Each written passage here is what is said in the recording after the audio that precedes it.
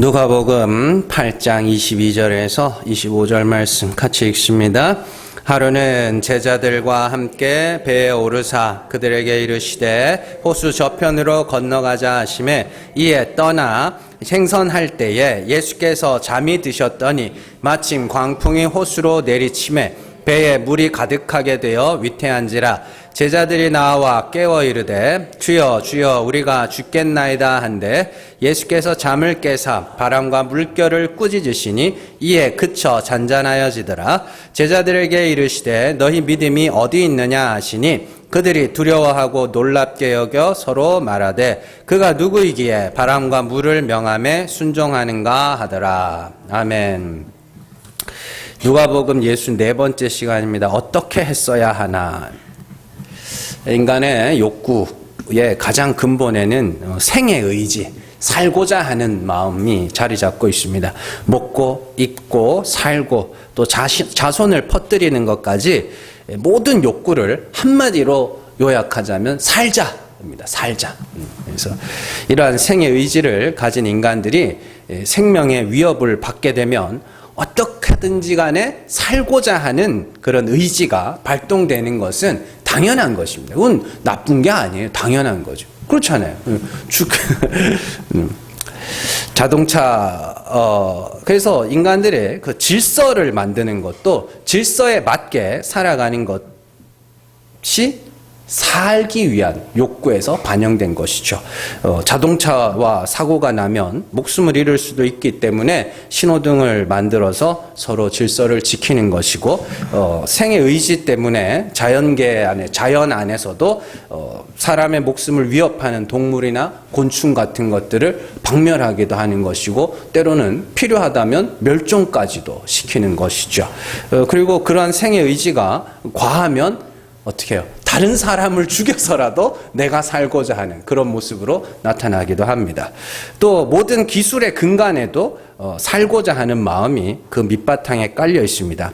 선풍기와 에어컨은 에어컨을 원래 만든 목적은 이제 도서관에서 책이 안 썩도록 하려고 만든 거긴 한데, 어쨌든 에어컨이 이렇게 보급화되고 하면서 뭐 하는 거예요? 더워 죽기 싫으니까 그러니까 추워 죽기 싫으니까 우리나라는 보일러를 떼고, 외국에는 다 이제 라디에이터 그거 뗀다고 그러더라고요. 그러기도 하고 그런 거죠. 병들어 죽기 싫으니까 의학 기술이 발전하게 되는 것이고 그런 것이죠. 그래서 그러니까 이처럼 모든 인간 문명과 욕구의 근본에는 생의 의지, 살고자 하는 욕구, 그것이 자리 잡고 있습니다. 오늘 말씀에서도 제자들은요, 살고자 하는 마음에 예수님에게 우리가 죽게 되었습니다. 마태복음에 보면 주여 우리가 죽게 되었나이다. 우리를 구원하소서 이렇게 이야기를 해요. 그래서 근데 당연하잖아요. 배에 물이 찼다니까요. 그 갈릴리 호수가 그냥 어디 일산 호수공원, 잠실, 석촌호수 이 정도 규모가 아닙니다. 이 폭이 몇 킬로가 되는 그런 큰 그냥 호수였단 말이에요. 그러니까 그걸 보고 어떤 데서는 바다라고까지 부른단 말입니다. 근데 그렇게 큰 그 한복판에서 광풍이 불어가지고 배에 물이 차고 죽기 일보 직전이 됐는데 그럼 살려달라고 그러지 뭐 어떡해요. 그거 더 어떻게 보면 그게 믿음 있는 거 아닙니까? 그렇잖아요. 자기 것들이 예수님이 하나님의 아들임을 안 믿었다면, 하나님의 아들이심을 안 믿었다면 살려달라 그랬겠냐고요. 그러니까 지금 잘 때가 아니고 일어나 보라고 어떻게든 해야 된다고 그랬겠지. 그렇잖아요. 근데 예수님이 그런 살려달라고 애원하는 제자들을 보시고는 뭐라 그러냐면 너희 믿음이 작다? 이래요. 너희 믿음이 어디 있느냐? 너 믿음 하나도 없구나 이런 뜻이에요. 너희 믿음이 어디 있느냐? 이렇게 이야기를 해요. 그러면 이제 여기서 우리는 의문을 가져야 하죠. 그럼 이 상황에서 믿음이 있는 자들은 어떻게 해야 되는데요? 예? 아니, 한번 이런 성경을 읽으면서 한번 좀 생각을 좀 해보세요. 그냥 이렇게 목사가 일러주는 대로 그런가 보다 하고 있지 말고 좀 이렇게 생각을 해보셔야 된다니까요. 어떻게 해야 되는데요? 예? 기도요? 예수님 옆에 있는데?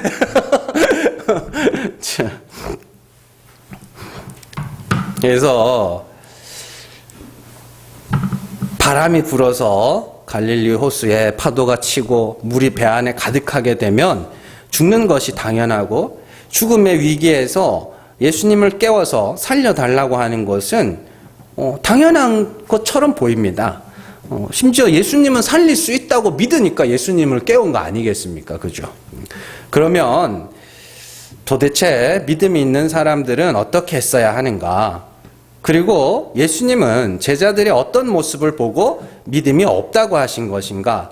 아니면 그냥 그런 생각을 해봤어요.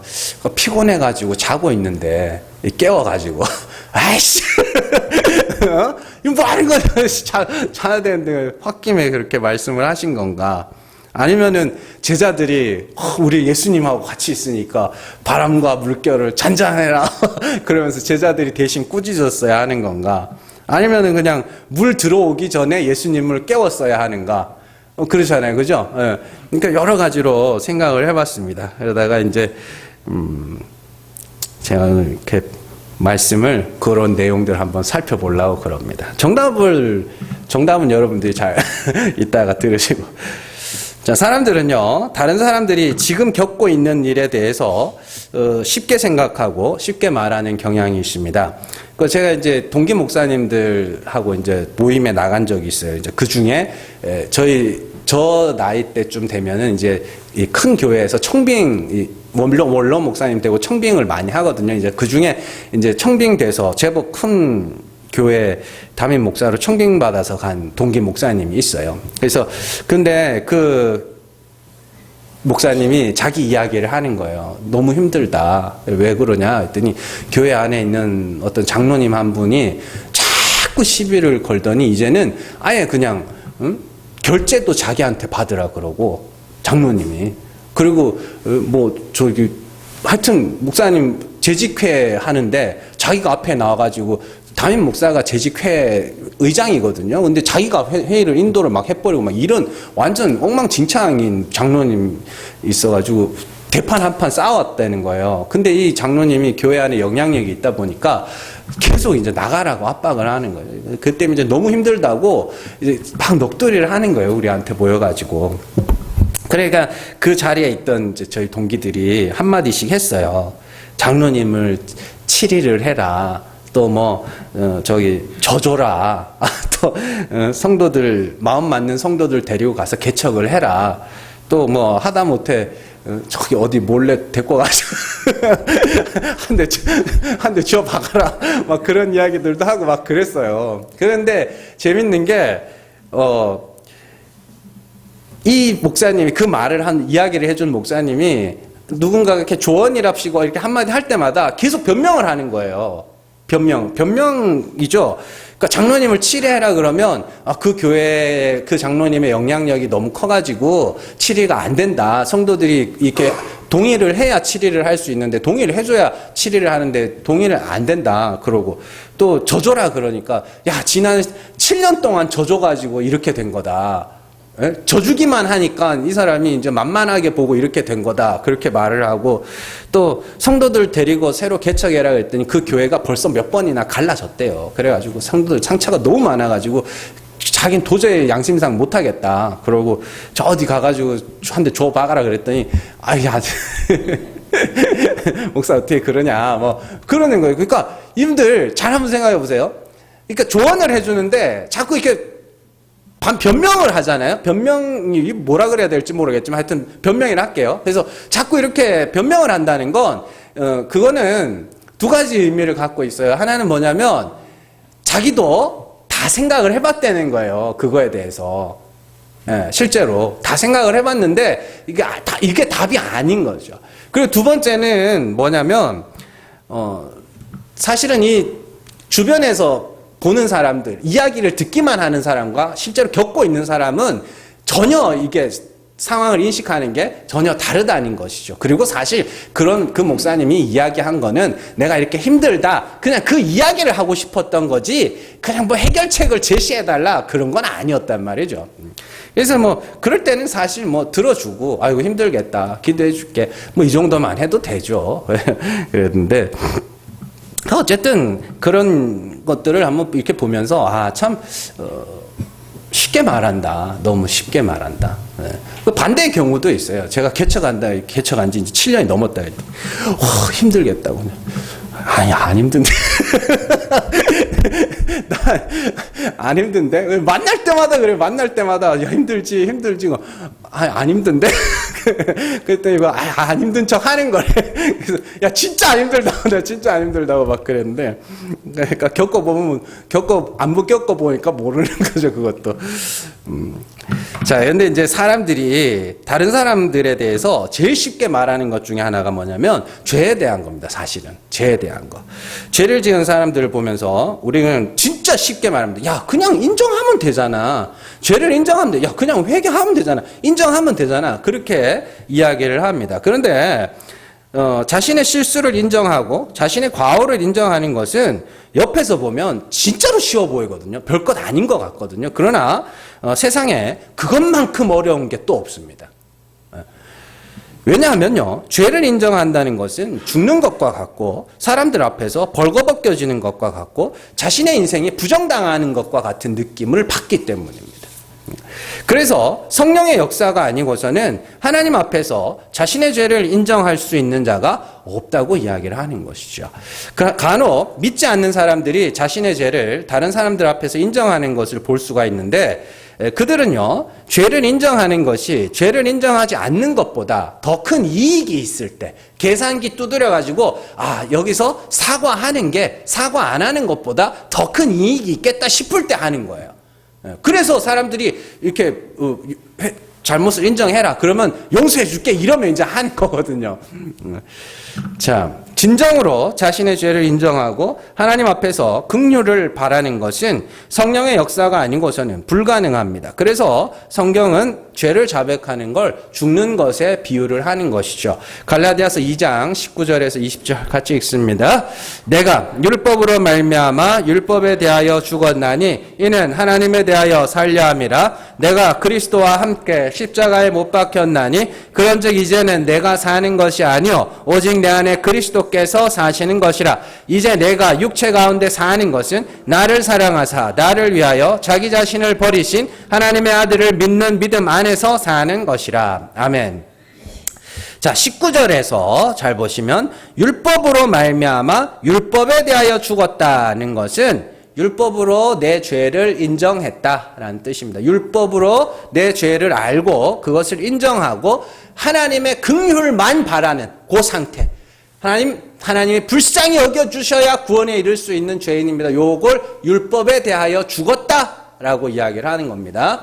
자, 그래서 19절에 보시면 율법에 대하여 죽었다고 하면서 20절에는 그리스도와 함께 십자가에 못 박혔다. 십자가는 하나님의 저주의 상징입니다. 그러니까 예수께서 십자가에서 저주를 받아 죽으셨죠. 그래서 내가 그리스도와 함께 십자가에서 못 박혀 죽었다는 건 내가 율법으로 하면 저주받아 죽어야 할 죄인입니다. 까지 가야 되는 겁니다. 그냥 나는 한 80점쯤 되는 인간입니다가 아니에요. 완전히 저주받아야 할 죽어야 할 자임을 인정하는 걸 죽었다라고 표현을 합니다. 율법에 대하여 죽었다.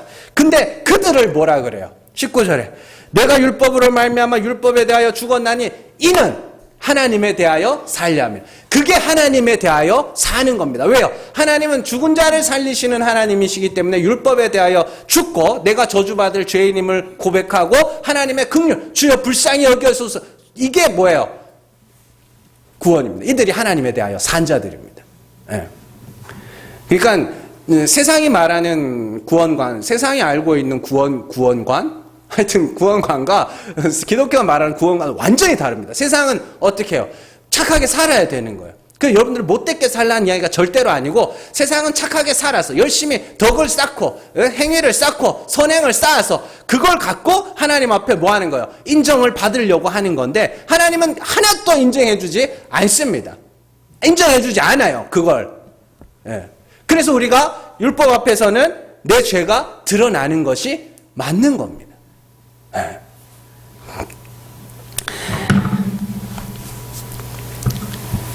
하나님은 그렇게 죄를 자백하고 율법에 대하여 죽은 자들만 살았다 살았다라고 칭해 주시는. 내가 믿음으로 말미암아 산다. 성도는 믿음으로 사는 거지. 하루하루 살아가는 게 아닙니다. 하나님 앞에서 산자가 되는 거예요. 예. 자, 하나님에 대하여 산자들에게 있어서 율법은 나를 죽이는 도구입니다. 그 율법은 유효합니다. 그 율법은 폐하지 않았어요.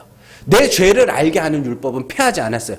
열심히 지켜서 구원에 이르겠다고 하는 그 율법은 폐하여졌습니다. 그건 율법 조문에 적혀 있는 율법이라고 하잖아요. 조문에 적혀 있는 율법. 그건 폐하여졌습니다. 그러나 내 죄를 알게 하는 그 율법은 폐하여지지 않았습니다. 율법 앞에서 우리의 죄가 드러나는 것은 당연한 겁니다. 우리는 음행한 자로, 살인한 자로, 도둑질한 자로, 이웃의 것을 탐내는 자로 드러나야 합니다. 그래서 하나를 어기면 다 어긴 자가 되는 원리에 의해서 율법을 다 어긴 자로서 하나님의 긍휼, 또 예수의 십자가 외에는 의지할 것이 없는 자가 되어야 하는 겁니다. 그러니까 우리의 인생은 다 뭐예요? 죄가 속속들이 싹 다 드러나가지고 하나님 불쌍히 여겨주셔야 구원에 이릅니다. 여기로 가는 겁니다. 근데 그게 맞다고 해서 그게 쉬우냐? 안 쉽습니다. 안 쉬워요. 안 쉬우니까 죽는다고 하는 거죠. 여러분들, 어떤 사람이 이제 무덤을 보면서, 저기를 내가 빨리 죽어야 되는데, 옆에서 할 수 있습니다. 죽을 수 있습니다. 그런다고 죽을 수 있냐고요. 인간은 살지도 못하지만 죽지도 못해요.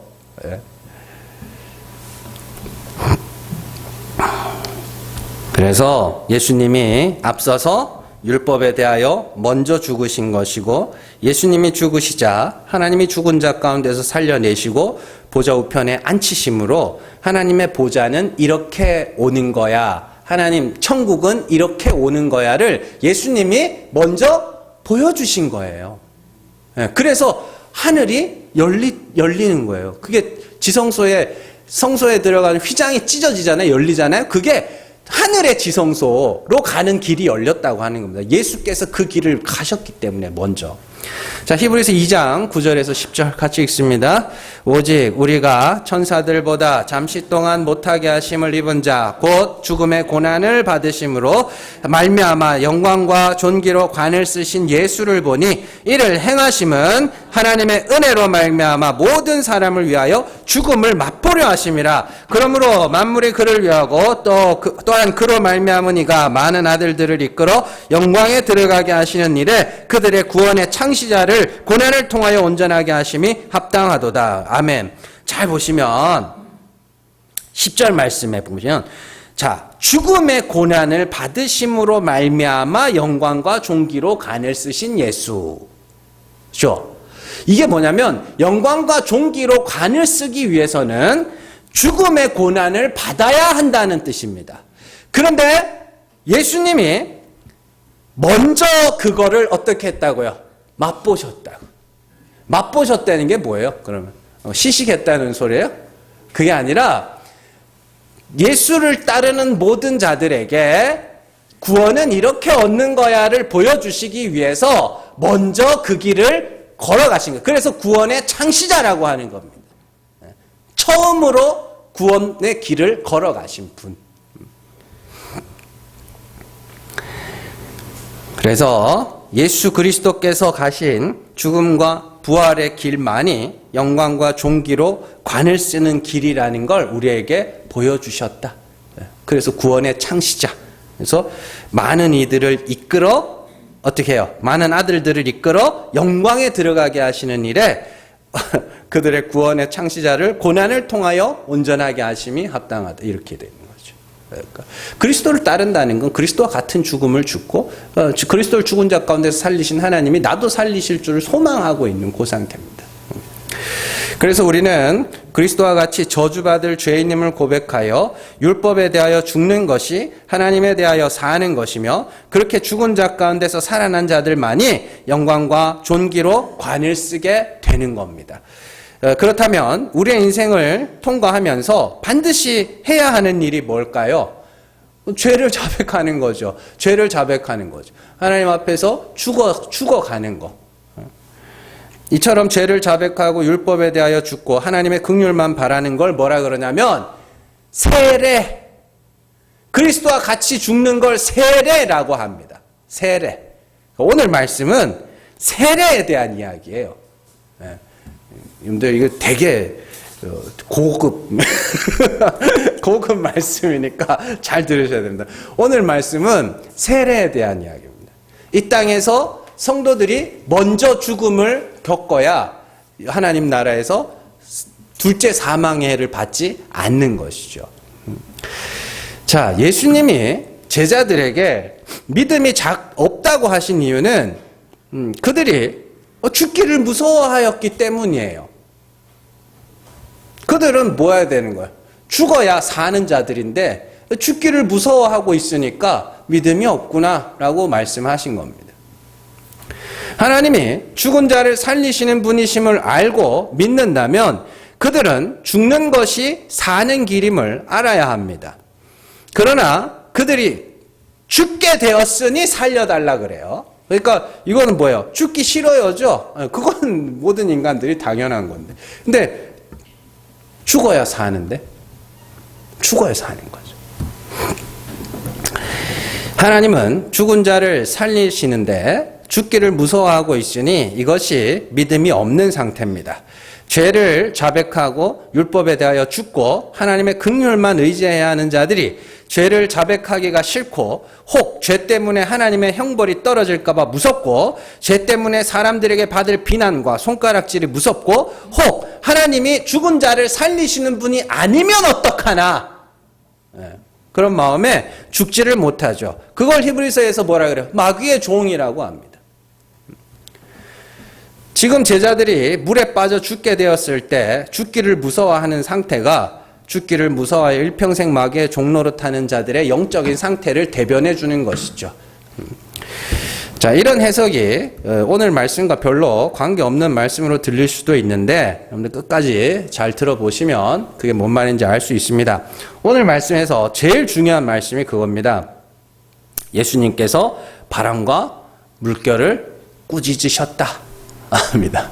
그래서 예수님이 이렇게 해가지고 야! 조용히 해! 막 이랬을까요?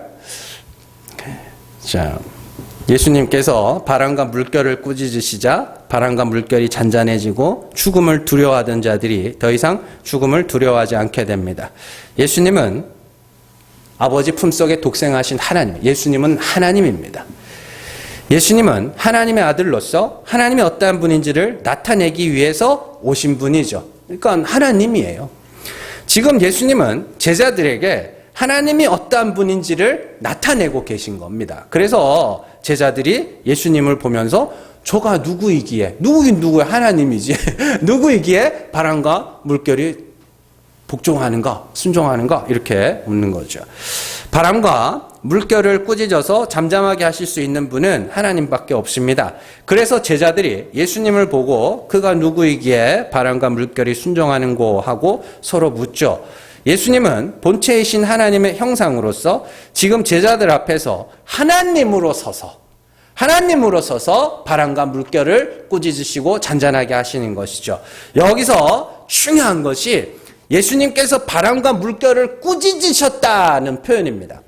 왜냐하면요, 구약 성경에 보면 이 복음서는 구약 성경의 말씀을 이루어가는 겁니다. 자, 구약 성경하고 연관이 없으면 안 돼요. 그래서 구약 성경에 보면 하나님이 물을 꾸짖은 사건이 2번 나오거든요. 근데 그 사건이 다 세례에 대한 이야기입니다. 자, 첫 번째로요, 하나님이 물을 꾸짖으신 사건이 노아의 홍수 사건입니다. 노아의 홍수 때 천하의 높은 산들이 다 물에 잠겼습니다. 잘 기억을 하셔야 돼요. 천하의 높은 산들이 물에 다 잠겼습니다. 그리고 홍수에 천하의 높은 산들이 다 물에 잠기고 그 후에 하나님이 바람을 불어 물을 한쪽으로 모아셔서 물이 줄어들게 하시고 산들의 봉우리가 드러나게 하시죠. 그런데 이 장면을 시편 기자가 굉장히 독특하게 기록을 해놓고 있습니다. 시편 104편 6절에서 9절 말씀 같이 읽습니다. 옷으로 덮음같이 주께서 땅을 깊은 바다로 덮으심에 물이 산들 위로 솟아올랐으나 주께서 꾸짖으시니 물은 도망하며 주의 우레소리로 말미암아 빨리 가며 주께서 그들을 위하여 정하여 주신 곳으로 흘러갔고 산은 오르고 골짜기는 내려갔나이다. 주께서 물의 경계를 정하여 넘치지 못하게 하시며 다시 돌아와 땅을 덮지 못하게 하셨나이다. 아멘. 여기 보시면 이게 노아의 홍수 사건입니다. 이 시편의 배경이 노아의 홍수 사건인데 7절 말씀을 보시면 자, 온 산이 물에 잠겨 있어요. 그 상태를 물이 산들 위로 솟아오른 상태라고 그러죠. 그리고는 7절에서 뭐라 그래요? 물을 꾸짖으시네. 물을 꾸짖으시자 어떻게 물이 도망하여 산들이 솟아오르는 그 이야기죠. 자, 하나님이 땅을 깊은 바다로 덮으시자 물이 산들 위로 솟아올랐습니다. 이건 노아의 홍수 사건을 그대로 묘사하는 말씀이죠. 그런데 이제 창세기에서는 하나님이 바람을 불어 물이 줄어들게 하셨다고 하는데 시편 기자는 주께서 물을 꾸짖으셨다고 그래요. 꾸짖으시자 물이 도망하여 산은 오르고 골짜기는 내려갔다고 합니다. 그런데요, 이게 왜 세례 이야기냐면 이 노아의 홍수 사건을 묘사하는 말씀이 세례 요한의 세례를 이야기할 때 그대로 사용됩니다. 노아의 홍수 때 천하의 산들이 물에 잠겼다 그러죠. 그런데 그리고는 그렇게 물에 잠긴 후에 하나님이 물을 꾸짖으셔서 산들을 드러내셨다 그러죠. 그게요 세례 요한의 사역이었어요. 자, 이사야 40장입니다. 이사야 40장 3절에서 5절 말씀 같이 읽습니다. 외치는 자의 소리여 이르되 너희는 광야에서 여호와의 길을 예비하라. 사막에서 우리 하나님의 대로를 평탄하게 하라. 골짜기마다 도두어지며 산마다 언덕마다 낮아지며 고르지 아니한 곳이 평탄하게 되며 험한 곳이 평지가 될 것이요 여호와의 영광이 나타나고 모든 육체가 그것을 함께 보리라. 이는 여호와의 입이 말씀하셨느니라. 아멘. 자, 3절 외치는 자의 소리여 이르되 너희는 광야에서 여호와의 길을 예비하라. 이게 세례 요한의 사역이었죠. 그죠? 근데 그 세례 요한의 사역을 뭐라 그러냐면 하나님의 대로를 평탄하게 하라라고 하면서 골짜기가 돋아지고 산마다 언덕마다 낮아지며 고르지 못한 곳이 평탄하게 되며 험한 곳이 평지가 될 거라 그래요. 어떻게 하면 그렇게 되는데요? 어떻게 하면 골짜기가 메워지고 어떻게 하면 산이 다 평평하게 되는데요? 물로 채우면 될 거 아닙니까? 이게 노아의 홍수 사건이 세례 이야기예요. 그래서 세례 요한이 했던 사역이 뭡니까? 사람들을 다 물에다가 빠뜨리죠. 그래서 죽는 거예요. 회개의 세례. 나 죄 있습니다 하는 세례.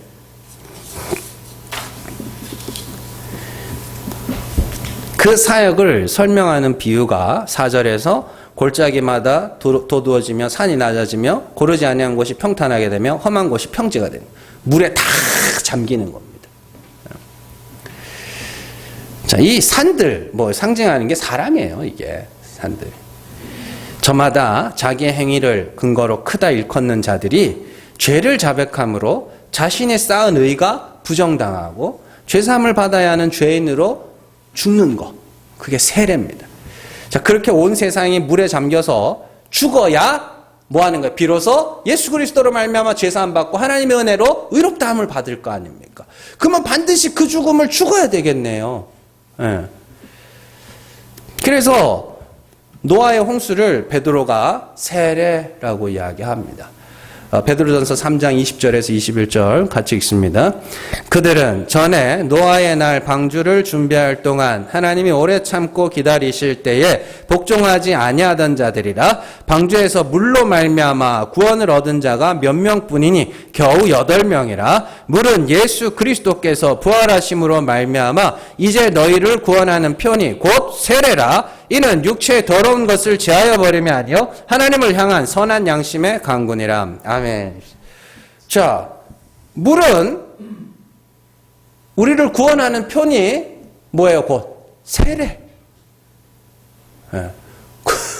그러면 노아는 세례를 받았어요? 안 받았어요? 노아는 세례를 받았죠.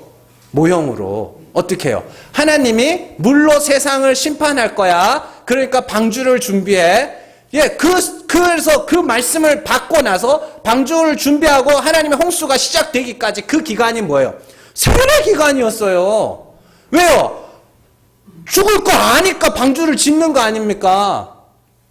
그래서 비만 왔다 그러면 뭐 하는 거예요? 아니, 구름만 꼈다 그러면 뭐 하는 거예요? 이제 홍수 오는 거 아니야? 이렇게 사는 게 먼저 세례를 받는 거예요. 먼저 죽음을 경험하는 겁니다. 그게. 그래서 노아는 물로 말미암아 먼저 세례를 받았죠. 그래서 그 시대 가운데 구원받은 자가 몇 명? 8명. 그만큼 없다는 거예요.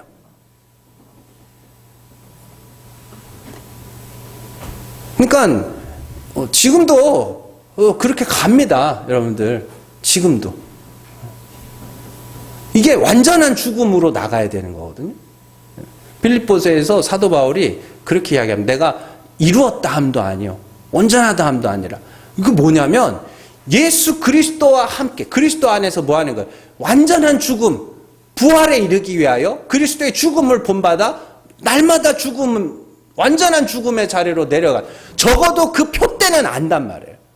죽어야 살아서 하나님이 은혜를 찬송하게 되는구나. 그 표대는 안단 말이에요. 근데 그때 노아 당시에 구원 얻은 자가 겨우 8. 지금은요. 날마다 죽으셔야 돼요. 사는 게 아니고.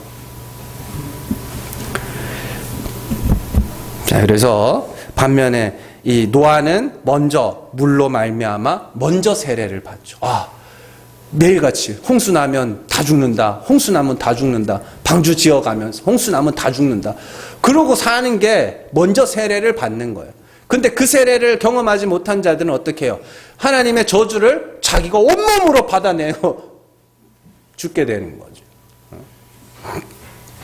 두 번째로 하나님이 물을 꾸짖으신 사건이 홍해 사건입니다. 하나님은 이스라엘 백성을 애굽에서 건지신 후에 그들을 홍해로 인도하십니다.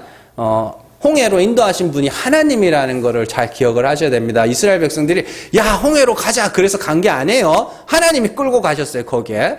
자, 그리고 홍해 앞에서 이스라엘은 애국 군대가 자신들을 죽이려고 쫓아온다는 말을 듣게 됩니다.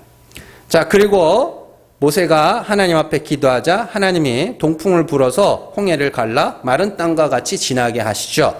그때 시편 기자는 그때 하나님이 물을 꾸짖으셨다 이렇게 이야기합니다. 시편 106편 8절에서 12절 말씀 같이 읽습니다. 그러나 여호와께서는 자기 이름을 위하여 그들을 구원하셨으니 그의 큰 권능을 만인에게 알게 하려 하심이로다. 이에 홍해를 꾸짖으시니 곧 마르니 그들을 인도하여 바다 건너가기를 마치 광야를 지나감 같게 하사 그들을 그 미워하는 자의 손에서 구원하시며 그 원수의 손에서 구원하셨고 그들의 대적들은 물로 덮으심에 그들 중에서 하나도 살아남지 못하였도다. 이에 그들이 그의 말씀을 믿고 그를 찬양하는 노래를 불렀도다. 아멘. 자, 하나님이 홍해를 꾸짖어 그들을 마른 땅과 같이 지나게 하셨고 이스라엘 백성은 이스라엘의 대적 애굽 백성이죠. 애굽 백성들은 물로 덮어서 그들을 다 수장시키시죠. 그리고 사도 바울은 그때를 이스라엘 백성이 모세에게 속하여 세례를 받았다고 이야기를 합니다. 자, 고린도전서 10장 1절에서 2절 같이 읽습니다.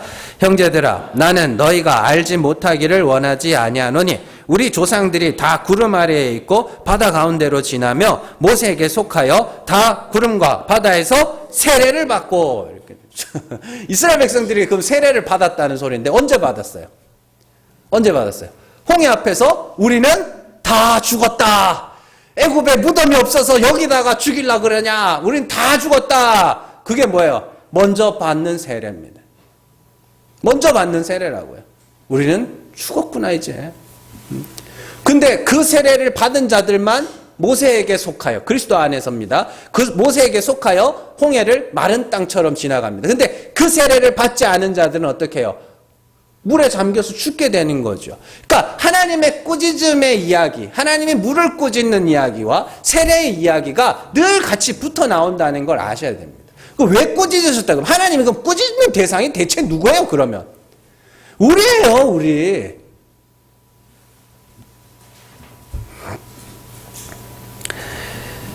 먼저 죽음을 맛본 자들의 특징은 자신을 구원할 것이 방주와 모세밖에 없음을 알게 됐습니다. 반면에 먼저 그 죽음을 경험하지 못한 자들은 하나님의 저주와 심판을 자신의 몸으로 고스란히 받아내게 되죠. 성도는 이 땅에서 먼저 죽음을 겪는 자들이며 먼저 심판을 받아내는 자들입니다. 그래서 의지할 것이 예수 십자가밖에 없는 자로 밀려 내려가는 것이 성도들의 신앙생활입니다. 물에 빠져, 그게 물에 빠져 죽는 겁니다. 의지할 게 없어지는 거. 예수 아니면 의지할 게 없어지는 거. 그게 물에 빠져서 먼저 죽는 거고 먼저 심판을 겪는 겁니다. 그러나 여전히 자기의 가능성을 믿고 자기의 행위와 됨됨이로 하나님 앞에 서고자 하는 자들은 그 하나님의 심판을 자기 몸으로 어떻게 해요? 그대로 받아내게 되는 거죠. 하나님이 노아의 방주를 직접 만들라고 하신 이유가 뭐겠어요? 그냥 방주를 턱 주셔도 될 거 아닙니까? 직접 만들라고 하신 이유가 뭐예요? 홍수의 심판에서 나를 건질 수 있는 게 이것밖에 없구나를 알라고.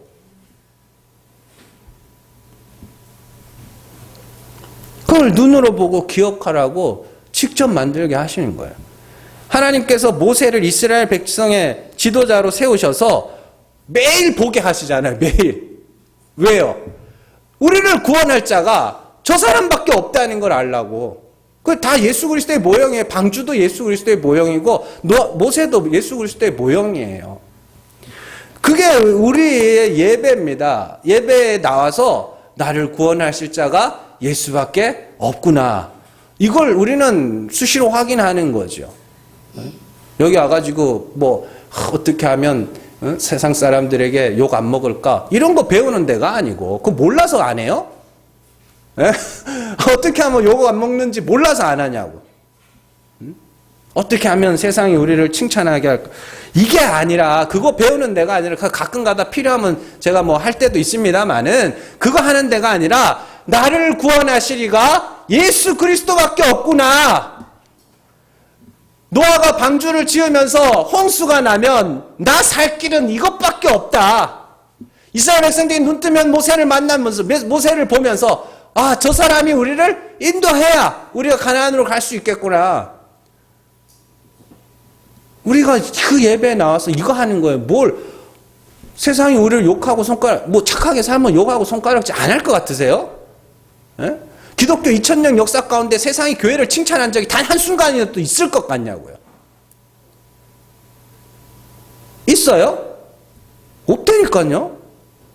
어떤 이유로든 욕하고 손가락질 했어요. 그럼 뭘 그렇게 세상의 평판에 그렇게 좌지우지돼가지고 교회가 세상이 교회를 위해서 기도한다. 누가 기도하는데 누가? 에? 말도 안 되는 소리를 하고 있어요. 예수 아니면 난 죽을 죄인이다. 그거 배우는 데가 교회고 그래서 반드시 그 고백을 하는 자는 하나님 반드시 구원할 거 아닙니까? 그러니까 미리 감사함으로 찬송을 드리는 거죠. 그러니까 괜히 밖에 나가서 욕먹지 마세요. 근데 그게 신앙생활의 목적은 아니라고요. 우리는 예수 아니면 죽어야 될 자가 맞구나. 이거를 동의해 가고 몸으로 겪어내고 그렇게 진짜 체휼해 가는 그 사람들입니다. 그러면 어떻게 되느냐? 뭘 어떻게 돼요? 꿈에서 깨어나게 되지. 망상에서 깨어나게 돼요. 근데 이 신앙생활은 그 망상으로 하는 거 아니거든요. 그 현실 속에서 내가 어떤 사람인가를 보셔야 돼요. 그 자꾸 이렇게 망상을 이렇게 사람들한테 자꾸 이렇게 망상을 자꾸 심어줘요. 우리는 막 거룩하고 신실하고 경건하고 이렇게 사는 게 경건한 거고 신실한 거. 그래서 이제 그 몇 번 해봐요. 몇 번 해놓고는 내가 막 경건하고 신실하고. 그게 아니라요. 그런 망상에서 깨는 게 신앙생활입니다. 깨고 나서 내 현실을 한번 보는 거예요. 한번 보고 내가 이런 사람이구나. 그 사람들이 참 웃긴 게 좀 이렇게 착한 사람들 무리에 이렇게 섞여 있잖아요. 그러면 내가 착한 사람인 줄 알아요. 정말로요. 사람이 진짜 그렇다니까요. 막 착하고 막 이런 사람들 물에 이렇게 껴있으면 자기가 착한, 똑똑한 사람들 물에 이렇게 껴있다가 나오면 내가 되게 똑똑한 사람이죠. 그렇게 망상이 심어지는 거예요. 그래서 내가 누구랑 있다 온 줄 알아? 그래서 내가 아는 사람 중에 누가 있어? 서울대 출신이 있어. 그럼 넌 어디 나왔는데? 고등학교 졸업해가지고. 그럼 아니 그게 아니라요. 그런 망상에서 깨는 거라니까요. 현실 속에 나라는 인간이 어떤 인간인가를 보셔야 되는 거예요. 현실 속에서 나라는 존재가 어떤 존재인지를 보셔야 된다고요. 뭐 그렇게 대단하게 선하고 막 의롭고 막 뭐 그래요? 그 철학자들이 여러분들에게 하는 게 다 그런 거예요. 망상을 심어주는 거예요. 뭐 이거 하면 막 뭐 정의로운 사람이라고.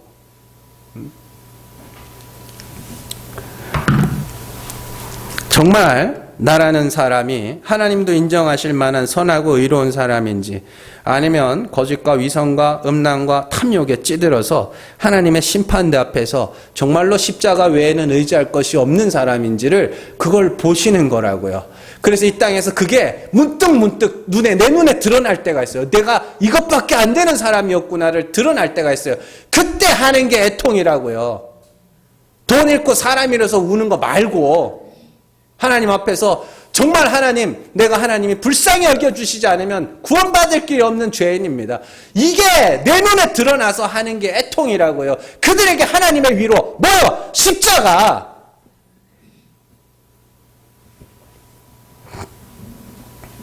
우리에게 뭐가 그렇게 대단한 게 있고 뭘 하나 그렇게 특별한 게 있습니까?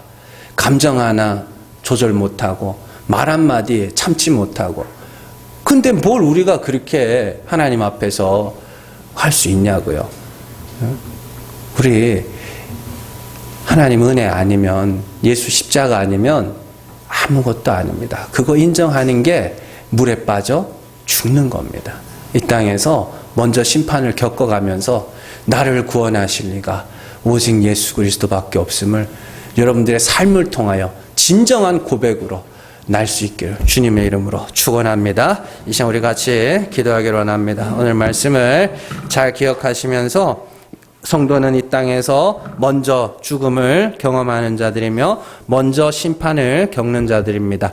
하나님 정말 내 눈을 열어서 망상 속에서 깨어나서 현실 속에 나라는 존재를 포기하시고 정말로 하나님의 은혜가 아니면 예수의 십자가가 아니면 구원받지 못할 자임을 날마다 배워가면서 정말로 하나님의 은혜를 찬송하고 감사할 수 있는 주의 성도들 될 수 있도록 이 시간 우리 간절한 마음으로 같이 기도합니다.